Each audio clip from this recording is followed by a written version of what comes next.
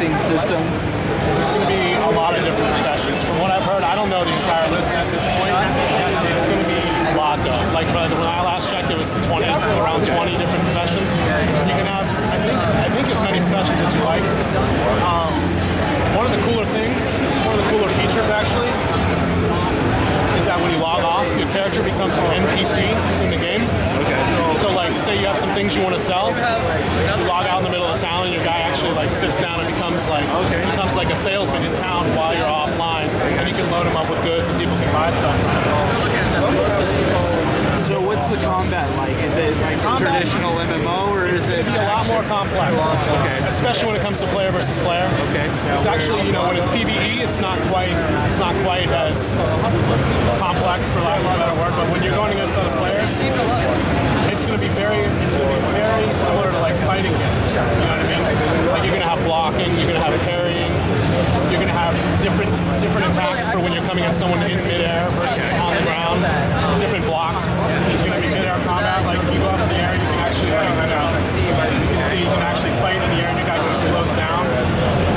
So what is the story like? Is it kind of like different clans are going against each other? It's very similar to that. It's actually, I think it's going to be school versus school. So say like Shaolin versus Wu-Tang or whatever you want to say, like that. Over here you can actually see some combat going on. So this guy's blocking, as you can see.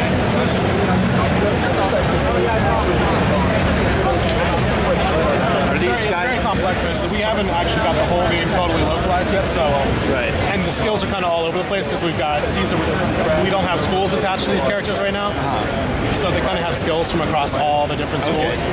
So is that kind of what you get to do when you start a character? You kind of get to see what the different schools are like and then choose what you want to go into? You know what? I'm not sure if you can, once you go into a school, I'm not sure if you can unlearn it. But I don't know, I haven't actually got, but yeah, you get to check out all the different kind of schools. They have different play styles. Yeah, you actually have different play styles based on what kind of weapon you're going to be wearing. Okay. So like this guy's staff, obviously. And if you go to the skill book, you'll see that each weapon style has its own lineup of skills. So right here we're at staff. So these are all staff skills. Okay. Say you want to use double sword, you've got a whole list of double sword skills.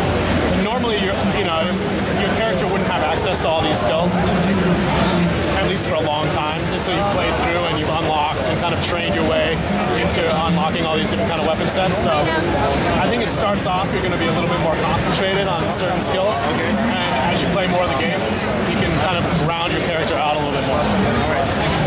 And when is the beta coming out for America? We're looking at late July to August is what I've heard. So that should be really exciting. And where can we go to find out more information about it? The website. ageofwushu.com? Yeah. It might be ageofwushu.us. Okay.